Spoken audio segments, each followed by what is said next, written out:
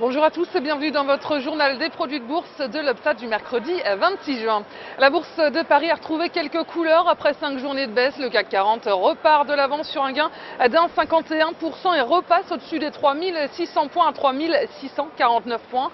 Alors plusieurs éléments sont venus soutenir la tendance, à commencer par les propos rassurants des banques centrales qui ont tenté de relativiser les déclarations de la Fed sur un prochain arrêt des mesures de soutien à l'économie américaine. Et la bonne tenue de Wall Street est également venue renforcer les marchés avec toute une série de bons indicateurs américains. C'est du côté des entreprises. Sur le CAC 40, eh bien, les valeurs financières se reprennent également après avoir été massacrées en début de semaine.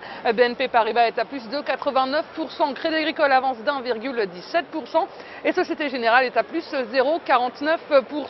Et les cycliques sont à nouveau bien entourés, comme Lafarge qui grimpe d'1,74%, et seul le titre du laboratoire Sanofi termine en légère baisse.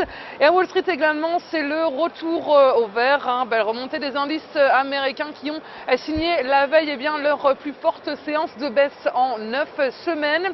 La place new-yorkaise a été soutenue aujourd'hui, on disait, par de bons indicateurs américains. Les prix des logements sont en hausse pour le 15e mois d'affilée en avril. Les commandes de biens durables ont augmenté plus qu'attendu au mois de mai, hausse surprise également du moral des ménages sur le mois de juin. Il s'agit de leur plus forte progression en 5 ans. Et rebond également sur fond de nouvelles rassurantes en provenance des banques centrales. Des responsables de la Fed ont donc tenté de temporiser les déclarations de Ben Bernanke sur le retrait progressif du soutien à l'économie américaine. Et puis hier, eh bien, la perspective d'une crise des liquidités en Chine avait fortement pesé sur les places financières. Aujourd'hui, hier, la bourse de Tokyo, eh bien, a tenté de limiter son recul et les investisseurs tablent sur un apaisement de la situation en Chine. Et du côté des entreprises américaines, à noter du côté des valeurs technologiques, Oracle cède 0,63%, Microsoft avance de 0,22%. Les deux géants américains du logiciel entament une alliance stratégique dans le cloud computing. Et les banques regagnent du terrain, le dollar profite évidemment des bons indicateurs américains. Chez l'euro s'efface à nouveau face au billet vert à 1,3091 $. Et les volumes sont en repli sur le marché des produits de bourse avec 16,6 millions d'euros échangés dans une séance de rebond. Et concernant la répartition par type de produit, les certificats sont en baisse à 80% des échanges et les warrants sont à 20%.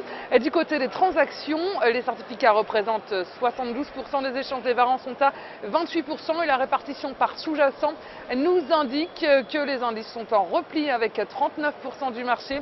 Les actions en revanche sont en hausse à 58%.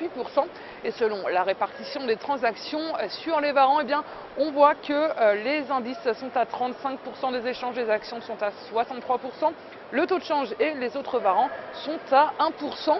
Et on s'intéresse aujourd'hui au groupe de luxe LVMH. Le titre est contenu par ses moyennes mobiles à 20 et 50 jours, négativement orientées. Et de son côté, le RSI évolue en territoire négatif et ne montre aucun signe de retournement. La formation d'une nouvelle jambe de baisse est ainsi attendue sur le titre avec les plus bas annuels à 110,70 € comme première cible.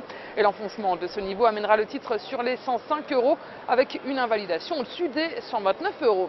Et la stratégie qui vous est proposée pour jouer cette valeur, c'est l'achat du warrant put LVMH à 4813 T d'Unicredit au prix d'exercice de 120 € et d'échéance au 6 décembre 2013.